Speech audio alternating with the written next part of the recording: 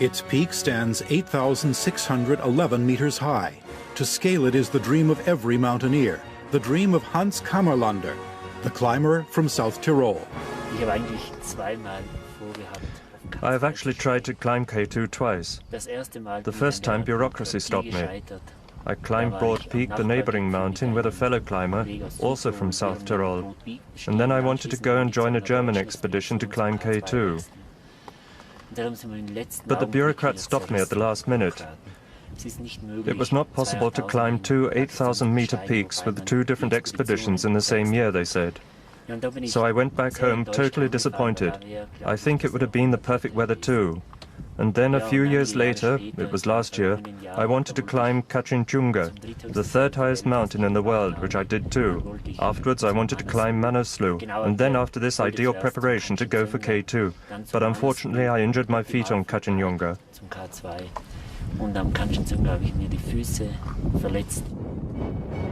Second attempt, May 14th, 1998. At the border between India and Nepal, Hans Kammerlander and his friend Konrad Auer climb Kanchenjunga, the third highest mountain on this planet. It is the beginning of a peerless trilogy. Kammerlander wants to have climbed his last three 8,000-meter peaks by the beginning of August. Then he would become a member of this exclusive club of mountaineers who have climbed all 14 8,000-meter summits on Earth. After 2 nights on the mountain, the South Tyrolean climbers reached the summit in the afternoon of May 17th. 8,586 meters above sea level, an unusual manifestation of joy on the roof of the world. While Auer descends on foot, Kammerlander uses custom-made skis, an unusual and dangerous undertaking. One wrong move can cause a deadly fall. On skis, though, Kammerlander is faster to leave the death zone above 7,000 meters, where oxygen is scarce.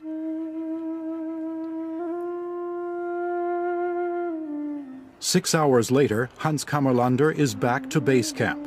His friend, Walter Lücker, greets him.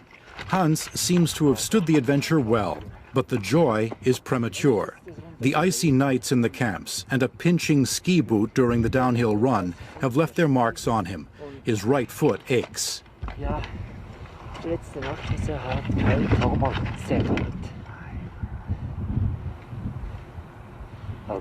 You're looking good. My foot hurts. He has his foot examined by an American physician in Kathmandu. The diagnosis is depressing. The big toe is apparently frostbitten. In the future, they will be more likely to get very cold easily. Anyway. As you know, I think you probably know, what we do basically is we wait. We wait. We wait, yeah. I cannot go again Pakistan for K2 on 2 weeks. No chance. This, you know, these maybe, this maybe, but this. No chance. Yeah. Yeah, this is life. This is the end of Kammerlander's dreams. For the time being, K2 has receded into a dim distance. Yet he doesn't give up. In the summer, he wants to finally conquer the mountain of mountains. It is June 16, 1999. Jeeps bring the expedition to Ascoli, a small mountain village at an altitude of 3,000 meters.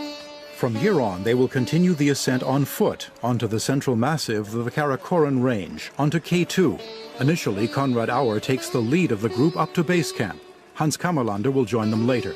At the moment, he is preparing for K2 in China.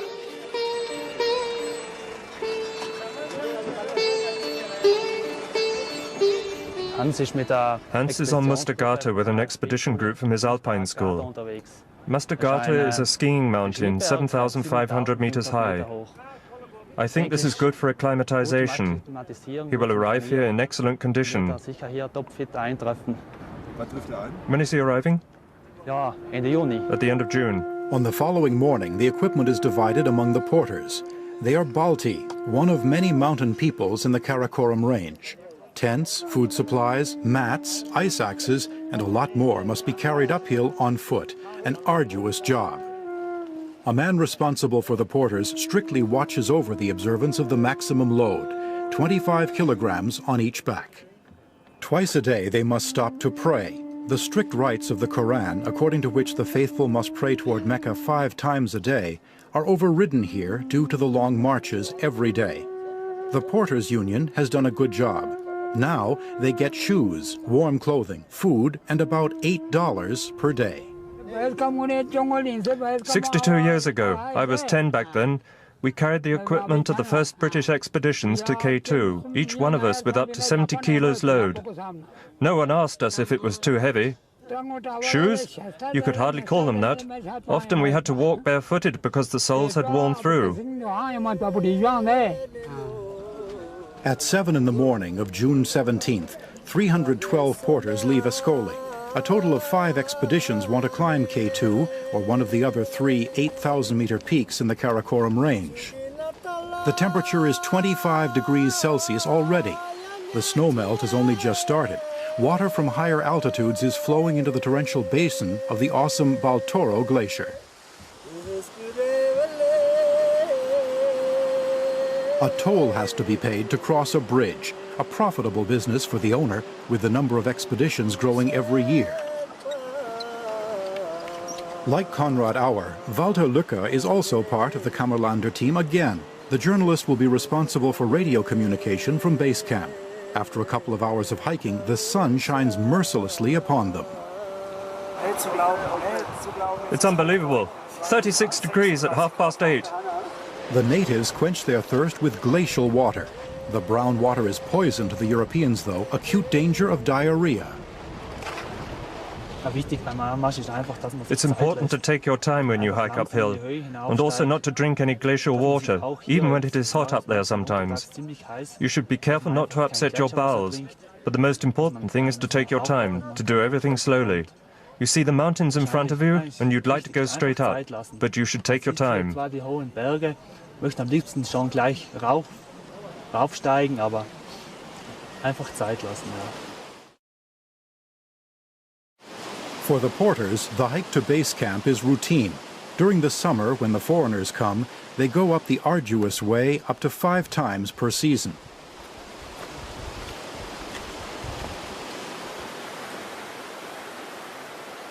The job may be paid well by Pakistani standards, but it also affects the health of these men.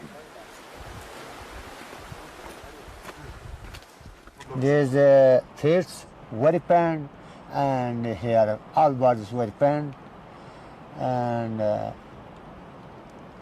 walks. Then here very height, this way. Then very shoes here very pain. The Paju camp, a small oasis at an altitude of 3,500 meters. In order to acclimate to the altitude, expeditions take a rest here for 1 day. It is a welcome opportunity for the porters to have themselves checked by the doctor. A busy day for physician Manuel Luli, leader of one of the international expeditions.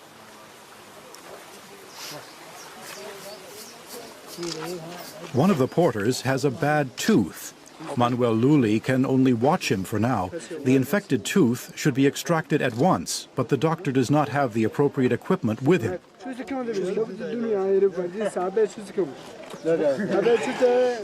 We can do actually very little here, but to clean the wounds, give some antibiotics in case like this one, because he has a very bad dental infection, and I give him just 3 antibiotics. It will take out all the rest of the infection.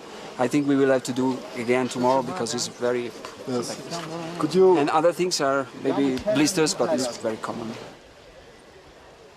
A goat is slaughtered, the first piece of meat for porters and expedition members for days. Here in Paju, they also replenish their supplies for the next stage. No firewood can be found in the barren rocky desert of the Baltoro Glacier that extends all the way up to base camp. So the porters are busy backing chapati, a flat bread made of wheat flour.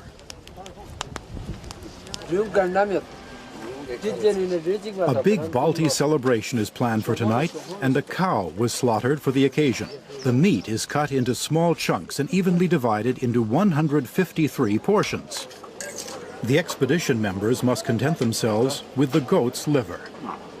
No meat tonight? No thanks, I couldn't eat someone I had walked with on the mountains.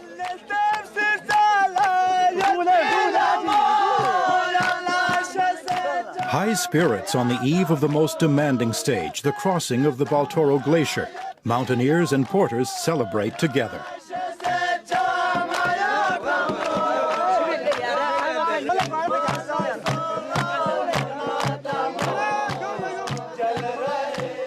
The celebration is over early. They all know that a 12-hour hike awaits them in the morning.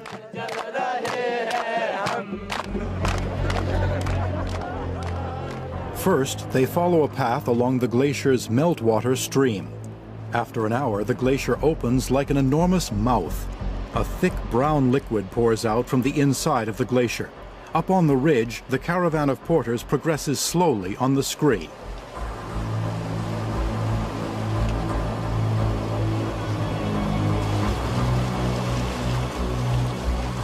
Now begins the most trying stage of the march to K2. The temperature is falling. The Baltoro Glacier winds its way through the mountains of the Karakoram, a desert of ice, snow, and scree.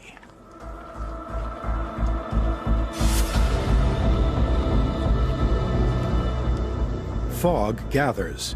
The eternal ice transforms the landscape. The expedition has almost reached an altitude of 4,500 meters. Some men complain about headaches and chest pains, the consequence of the high altitude. Suddenly, the landscape changes again. The narrow glacier valley opens up to a spacious plateau, which French mountaineers named Place de la Concorde.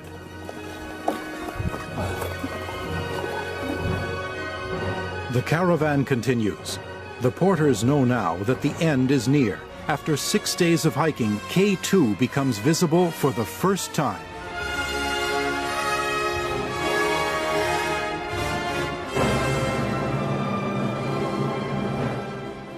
On June 23rd, Konrad Auer and Walter Lücke reached the base camp at 5,100 meters, together with the international expedition led by Manuel Lulli, the Italian doctor. Well, finally arrived. Yes, we're home. The porters are also happy to have reached the base camp. All they want now is to get paid and start their descent as soon as possible. Konrad Auer gives every one of them a few extra rupees as a tip. Thank you. Thank you. The Balti porters leave on the same day. They don't have enough warm clothing with them for a night in the icy base camp. Base camp is situated on the moraine of the Godwin-Austen Glacier. The tents seem like children's toys in the awesome landscape. After 1 week at base camp, Hans Kammerlander joins the expedition. He has stood the preparations in China well, but also had a chance to try out his skis on Mustagata. Nice to see you. Nice to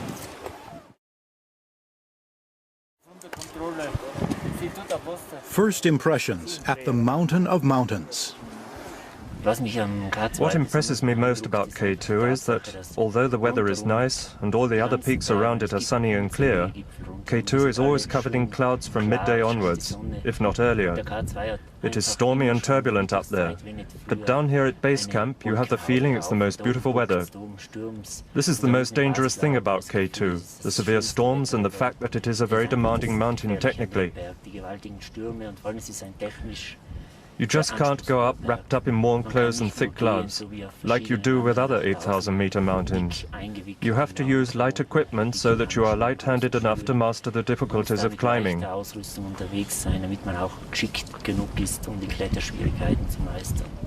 First of all, though, the material has to be inspected. Kammerlander has had special ski sticks made for the downhill run. The ski sticks have been modified a little. They have a novel type of grips. This should be an emergency brake in case of a fall during the downhill run. The temperature at 8,000 meters altitude can be as cold as 45 degrees below zero.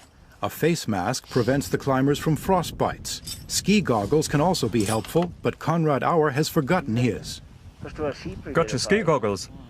No. The good thing is that the injured toe from last year does not bother him anymore. How's your foot now? Yeah, this is the. Well, it's healed all right. When I returned from Kachinjunga last year with my foot black and frostbitten, I would never have thought that a year later I would be at the foot of K2 thinking of climbing it.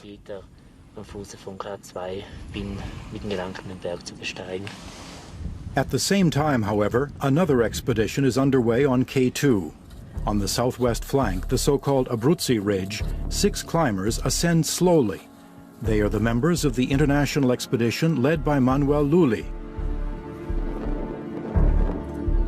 They set up Camp 1 at 6,100 meters altitude. One of them is Michael Cioriano, a mountaineer from Romania. On the following day, the advance troop returns to base camp. Hi. Come stai? Bene? Good sleep tonight? No. No sleep? Very bad sleep. Headache? No, you know, Yeah. sleeping. All the way 50 turn minutes, around from one side to the other. Headaches and chest pains are some of the problems one has to face at this altitude. K2 inspires everyone with enormous respect and awe. But Jay Seeger, an American climber, is well aware of its dangers. Yeah, I know, that's the problem, because we go up that snow there, and if it gets in the snow, man, that's going to be avalanche, and then you got to go on the rocks, and there's... Yeah. K2 is unpredictable. Apart from the imminent danger of avalanches, altitude sickness due to the thinning air is also a constant worry for climbers. Konrad Auer is examined in the tent of a Swiss doctor's expedition. The concentration of oxygen in his blood is found to be 84% at this altitude.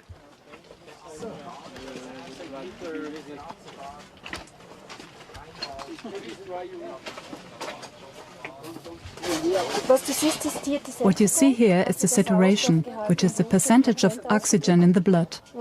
This here is your pulse. It fluctuates a bit, which is absolutely normal. For this altitude, saturation is very good. No problem at all.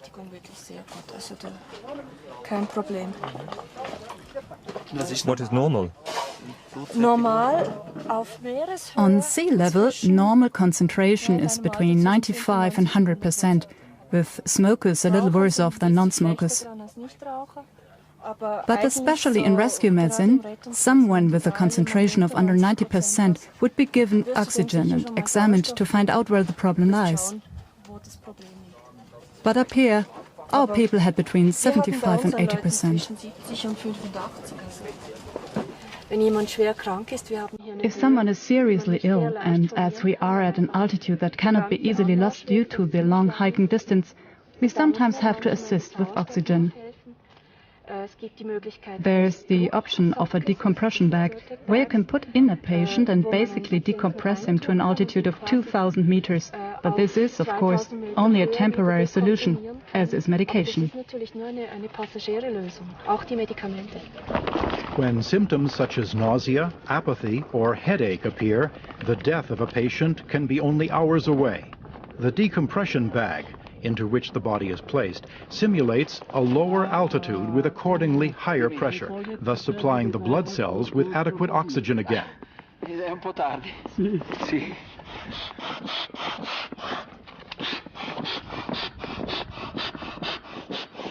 A barometer measures the fictitious altitude in the bag. The higher the altitude where a climber gets sick, the less time remains to save him.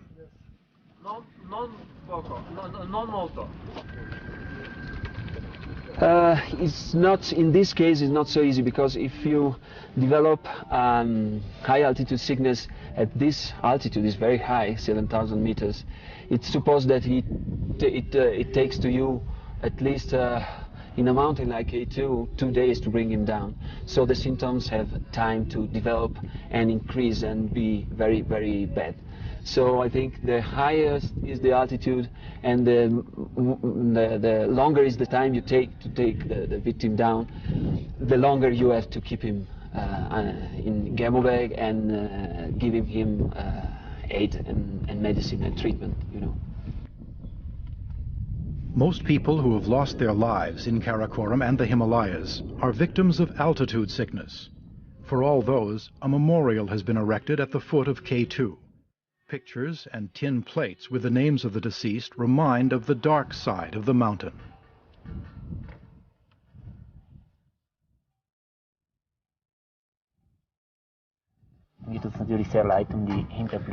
Of course, I feel sorry for the surviving dependents. There have been a lot of fatal accidents on K2. However, these memorial plates should not give rise to negative thinking, because then you are definitely at the wrong place. I wouldn't say that I feel more frightened or respectful of the mountain when I think of it. I will just go up there for as long as I have the feeling that I have got things under control. But if I see that it is getting too difficult or too dangerous, I will immediately turn back.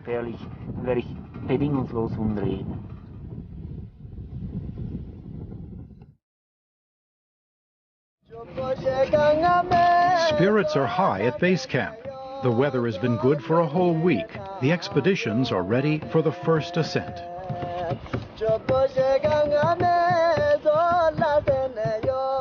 There is a storm going on Broad Peak, the neighboring 8,000-meter mountain.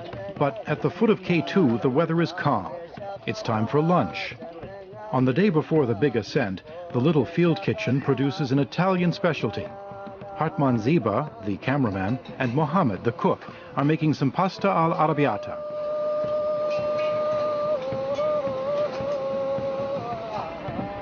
Walter Lücker, Konrad Auer, and Hans Kammerlander are delighted by this variation in the menu.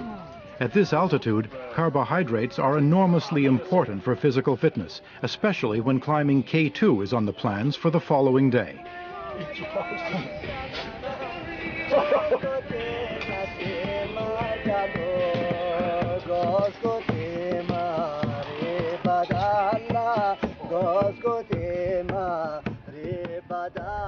In the evening before the ascent, K2 shows its dangerous side. An enormous avalanche from almost 8,000 meters high roars down the south flank. The respect is growing. What troubles me most about K2 is when we climb up to 7,300 meters, where this snow plateau is. When we get past that and walk into a snowstorm, then it will be extremely problematic to find our way back. Because at the end of the snowfield you have to find a very complicated entry in a precipice. Otherwise you are stuck there and can't possibly get back down if you don't find this entry.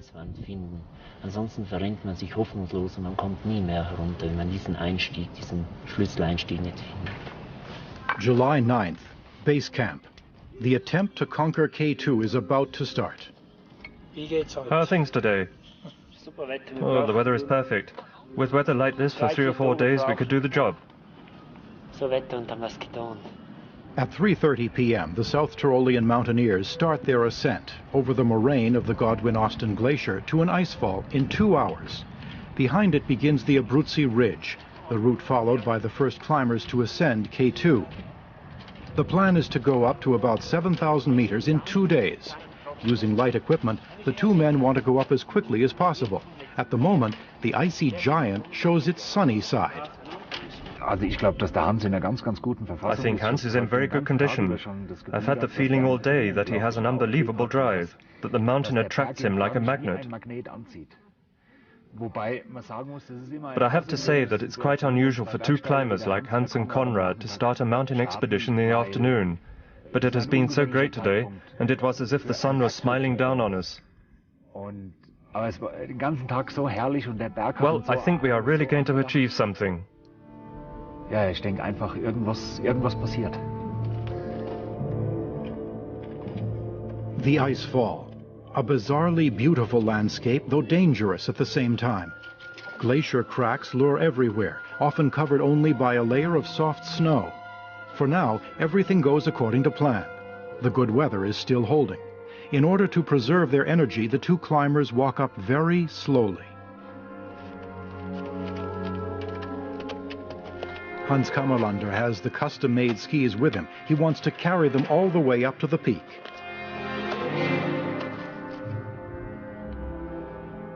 At 5,300 meters above the icefall, a hurricane approaches, blowing snow onto the southwest flank. The weather conditions deteriorate. Now, the altitude becomes increasingly noticeable too. They march 10 steps, rest for a little while, then march again. The snow is getting higher. Following the track is becoming more and more tiring. A lot of fresh snow.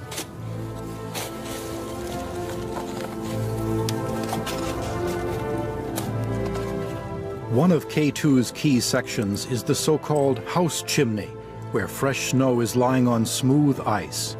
The two mountaineers climb up the vertical precipice without safety hooks or ropes, a risky undertaking.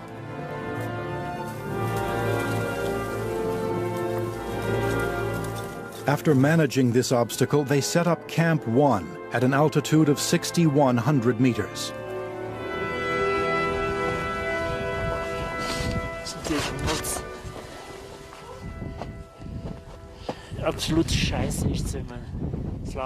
It is the worst thing that can happen when you have to set up the camp during a snowstorm.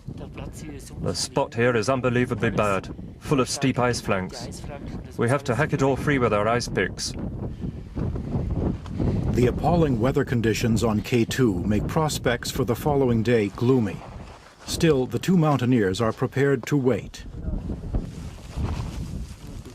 The night in the icy tent passes without sleep. Condensation freezes on the tent walls and forms snowflakes that fall on the sleeping bags. Nevertheless, Hans and Konrad are optimistic. Such adversities are common on K2. Two more climbers decide to start their ascent from base camp on the following day. It is Jay Seeger, the American, and Michael Sirianu, the Romanian. They want to follow the two South Tyroleans' tracks. Particularly Michael wants to reach the summit at any cost. Arrampica questi 8.000 perché mi piace molto e Climbing 8,000-meter peaks is my heart's desire. I just feel good when I sense the dangers of it.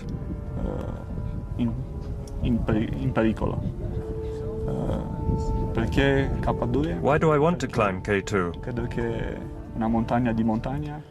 Because it is the mountain of mountains for me. I know the three most beautiful mountains in the world. K2, of course, then Nanga Parbat and Lhotse. The last two I have already climbed and stood on their summits. Michael worked as an electrician in Germany for 6 months in order to gather the money necessary for the fulfillment of his life's dream. Jay and Michael start ascending at 4 in the morning, although their adaptation to the high altitude is not completed yet. Me and Michelino were pretty excited about that day. It was crystal clear blue, beautiful sunset. The barometer was reading real high, and we were really thinking that we were going to get our shot at the summit. After almost 4 hours of climbing, Michael wants to take a break. He takes off his backpack and turns his back to the mountain. Suddenly, a loose rock becomes detached above him and hits him below the left shoulder as it falls. Michael is in agony.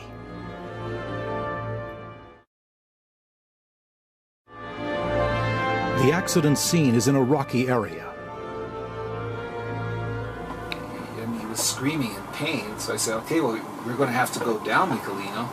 And then he tried, and he said, no, I can't. I said, Michelino, you're going to have to go down. And he said, no, I can't. I said, well, okay, then I'll go down and get some help. He said, no, you got to stay here with me. So I said, oh, well, where's your radio? Then finally somebody answered the radio, thank God. Oscar answered, and then he handed it over to Manuel because he speaks better English. And I told him the situation. I said, okay, Michelino got hit by a rock, and he's in a lot of pain. Is there something you want me to do? Because I don't really think I should be doing something without medical orders. And he said, no, just stay there, make him comfortable, and we'll come up and get him. Everyone is in a hectic state at base camp. Manuel Luli wants to go up to Michael as quickly as possible. Mikhail was hit by a rock coming down. Maybe the sun is melting the snow, of course, a very hot sun, and he was hit on the left shoulder. We don't know what is the real situation because we are still here, and I think he can't move the arm. So they are just two of them, and they need to help to come down. I will bring some painkiller, strong painkiller, to help him to come down without too much pain. On which altitude is it? 5,300. It's very difficult to rescue him? Oh, 5,300 is, I think it's just snow, so I hope it will not be so, but anyway, there are no ropes in that section, so it's not so easy. It's not so easy. We will be 4 of us to help him. At that time, base camp think that Michael has just broken his shoulder. The rescue team is optimistic. The scene of the accident is not very high up the mountain and the track not too arduous. Oscar Piazza, Ur Urochak, and Manuel Luli quickly pack just the essentials in order to reach Michael and bring him back down as soon as possible.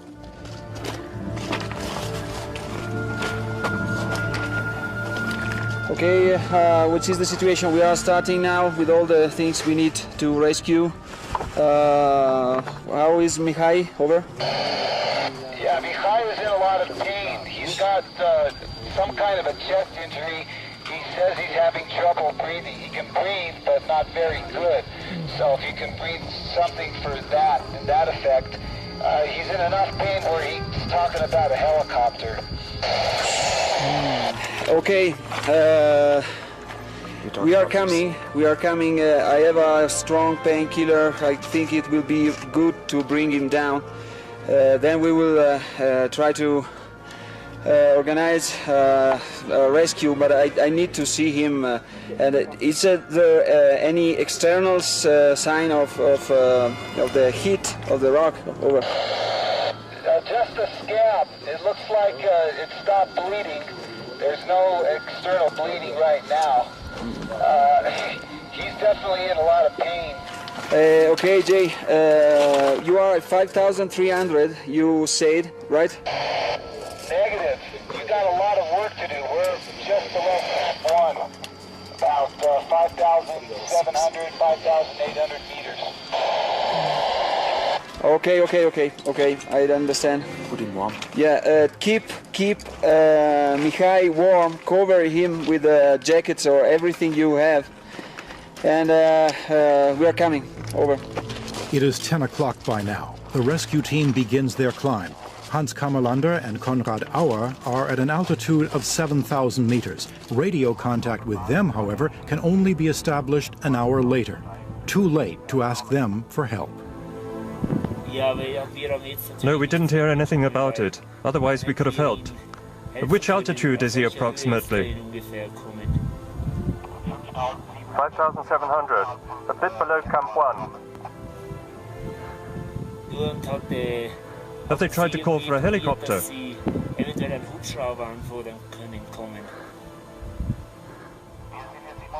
At the moment, we are waiting for Manuel, the doctor, to go up and make a diagnosis. Walter Lücke is keeping contact with the accident scene from base camp, but the news from there is getting worse and worse. Michelino is deteriorating quickly. This is bad. I tried to reach Manuel. Wait a moment, please. He was still very uncomfortable, and you could see he had trouble breathing. Every once in a while, he would go up like this and try to get a gasp of breath, and he had a lot of saliva in his mouth, but never any blood. So I figured, okay, well, we'll just keep him comfortable and wait till somebody comes, and tried to talk to him, calm him down, relax him, tell him he's tough, tell him about his little daughter at home. And it seemed like everything was going to be okay. And I kept contact on the radio. Jay, it's impossible now to reach Manuel. Wait for a few minutes. I'll be right back to you. Coming. I tried to see, but I'm afraid we've lost Michelino. No.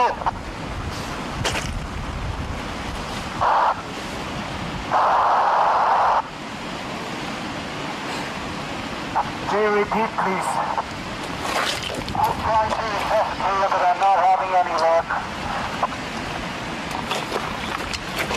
Jay, give me 2 minutes, please.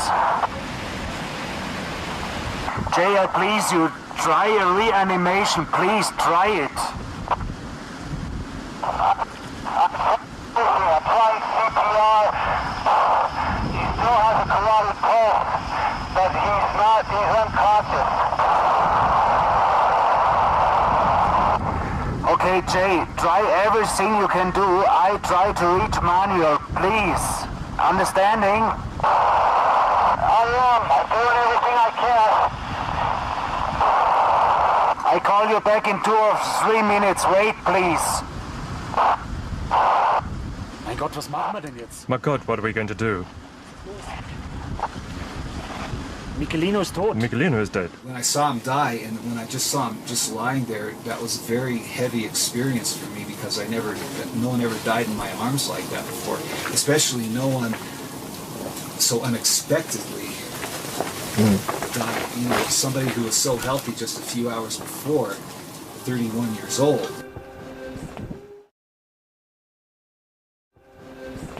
"30 minutes later, Manuel and the rest of the team arrive.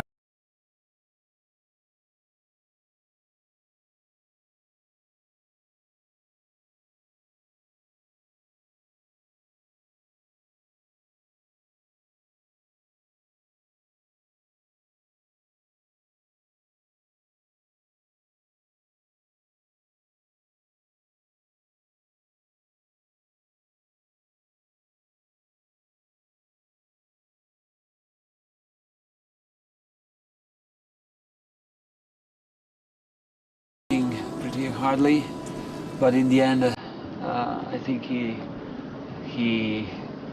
was aware of nothing. He was. K2, 7,400 meters. Hans Kammerlander and Konrad Auer are turning back. After Michael's death, their motivation to continue climbing has vanished for today. Dann kam eben die Nachricht, dass And then we heard the news that he didn't recover from his injury. During moments like this, you lose it completely. You naturally ask yourself, what are you doing here? But then, of course, you have to think about it realistically and with a clear head. Such is life. We know it's a fact that whoever climbs a mountain moves in a very dangerous zone. That's the plain truth. Many people who aren't climbers would ask now, how can you carry on climbing this mountain immediately after someone has died? Someone we all knew. Everyone who knows about the obsession of mountaineering would not ask such a question. And the rest, they cannot understand it anyway. The mountain cloaks its countenance, and spirits are low in the base camp after the tragedy with the Romanian climber. There are no signs of euphoria anymore. On July 11, 1999, a stone grave is dug at the foot of K2. It shall be Michael's last resting place. His friends carry him to the grave over the talus of the Godwin-Austen Glacier. Michael's face is covered with a cloth. Final preparations for the funeral ceremony are made.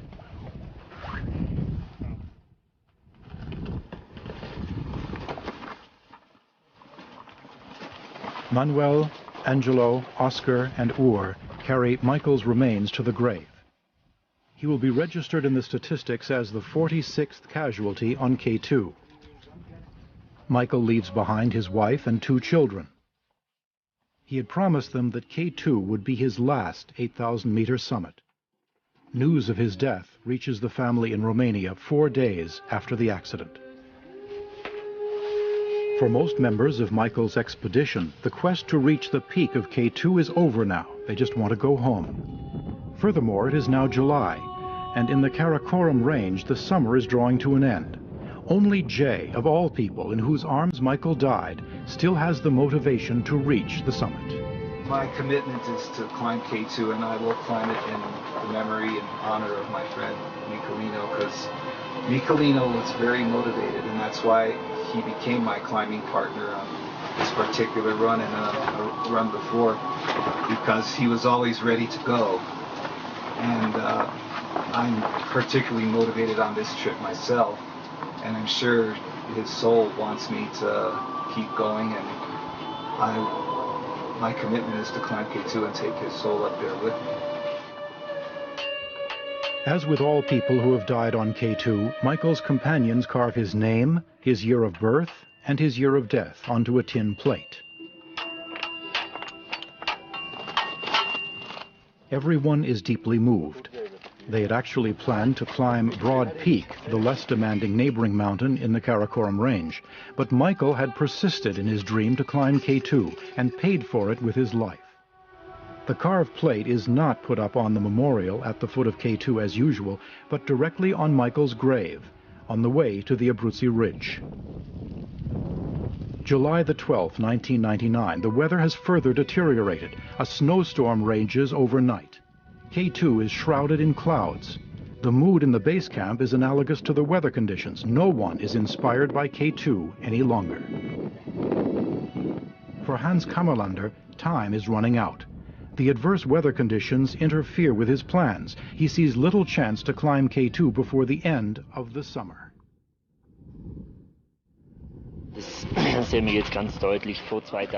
It's pretty clear now. A couple of days ago our chances were very good, but I think if it continues to snow throughout the day, our chances to reach the summit will diminish to about 10%, which is clearly not favorable. Because of the fresh snow, the mountain has become much more dangerous, and the threat of avalanches has increased. The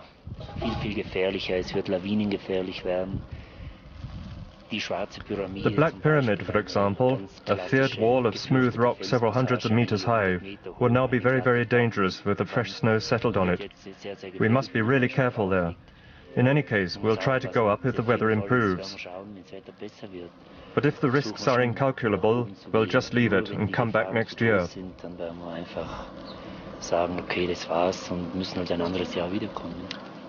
There is an air of idleness in the base camp. Did you sleep, Connie? Same weather again today. Not that much we can do. I'm getting back to bed. This inactivity, however, does not last long. The clouds around the peak of K2 disperse in the evening. Hope returns. At night, around a kerosene light, the members of the expedition discuss their ascent for the following day. They can only guess how the weather conditions are going to be in the Abruzzi Ridge, but they are determined to give it one last try. The point is that, especially on a mountain, it is hard to foresee these things. You just have to go and try it, and if it doesn't work, you turn back. It shouldn't be a problem. But we need good weather for 3 days if we are to have a realistic chance to make it through. And even then, we still have to clear our own way. They confer about the route they want to follow. This is the house chimney, one of the key areas. Further up is the Black Pyramid, and then we reach a flatter area. Although this area is usually manageable in theory, practically I think it would be extremely difficult because of the volume of fresh snow. And then, near the peak, is the bottleneck, a 65-degree ice slope. As we experienced up there, the ice is very, very hard, so it won't be easy, particularly as our crampons will not be sharp after the long ascent over the rocks. It's not going to be easy. Amin, the Pakistani mountain guide, is also aware of it. Here also difficult, I think. I mean, do you think this Mr. Hans Kammerlander is possible to climb this mountain? Yes, very strong climber. He is a strong climber. Yeah. You see, my friend is very good, strong climber. Oh. They also climb K2, no problem. Him. I don't know. I don't know. The following morning, the weather around K2 is perfect. The prayers of the Pakistani cook were heard. But before they start, unexpected visitors arrive, keen to see Hans Kammerlander. A trekking group of Germans inquire about the route he's chosen to climb K2. Their respect for the mountaineer from South Tyrol is enormous. I know, everyone wants to take your picture. Do you mind? I'm in the way. No, I want you to be on it. The mountaineer and his fans. For these men from Germany, the few minutes with their idol will be carved in their memory. Their trekking tour has been worthwhile. Hans Kammerlander, ready to leave for the peak of K2 in a couple of hours, cooperates patiently.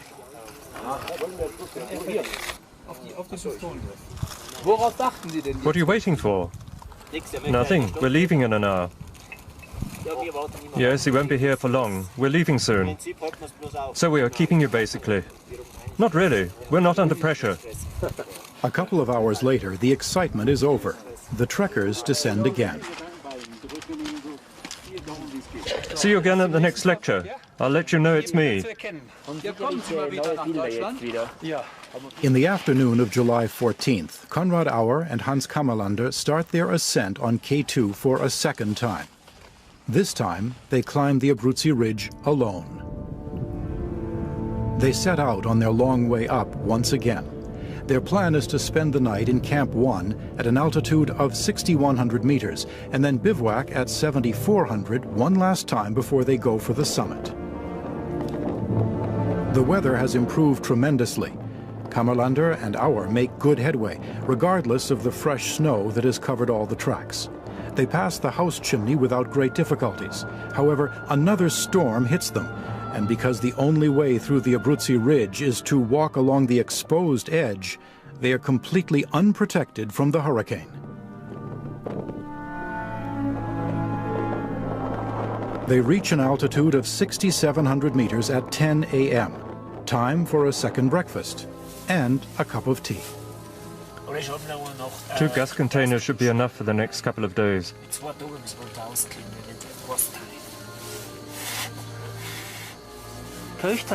Is the water boiling? No, not yet, but it doesn't matter. Let's put some more ice in it. It's important to drink a lot. And then, back to the battle against the knee-high snow. They are fueled by their iron determination to reach the summit. The two climbers face a hell made of snow. Although K2 has donned its most beautiful cloak, appearances are deceptive. The mountain is cruel and merciless to those trying to conquer it. This is where the pain begins, the death zone. Breathing now becomes harder. Every step is a torment.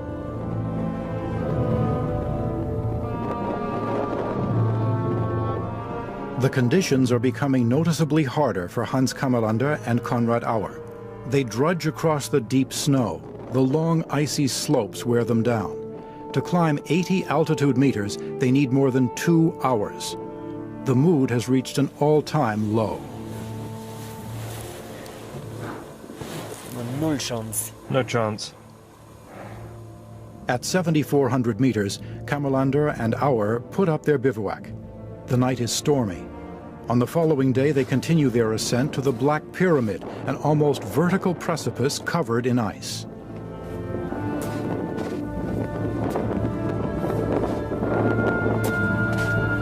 Although the track becomes flatter after the Black Pyramid, the ascent is far from easy.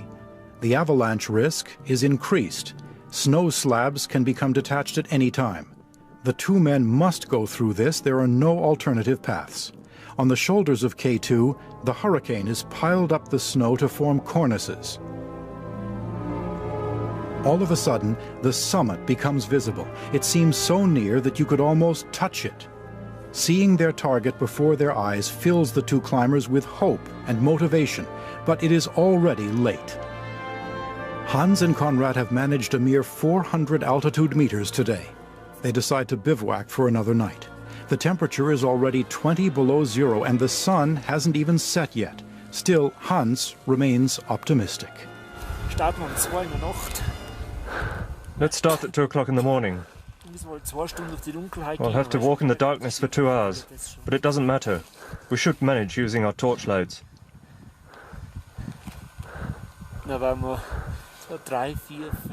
In a few hours, and with a bit of luck, we'll reach the peak. Maybe by 8 in the morning.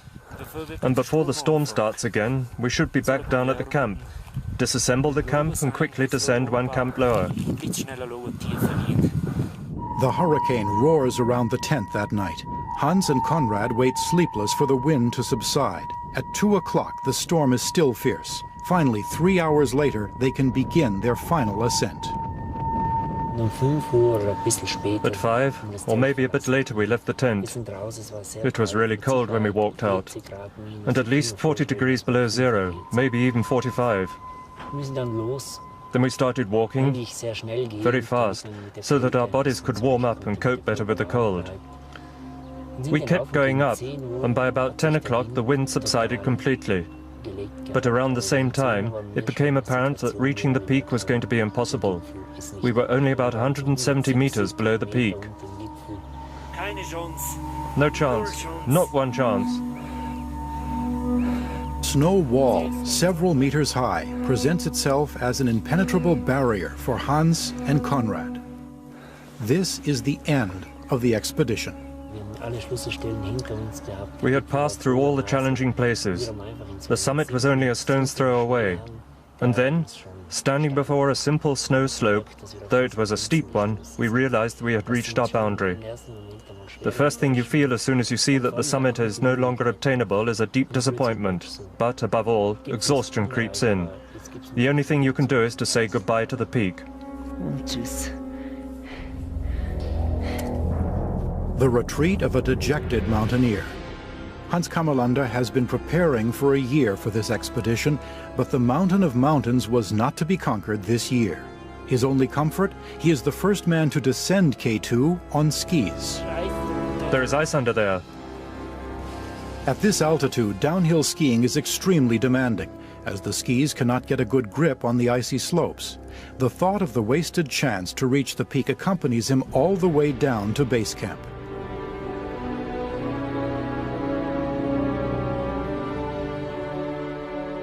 Hans Kammerlander will not attempt another ascent on the peak this year. Still, the longing remains.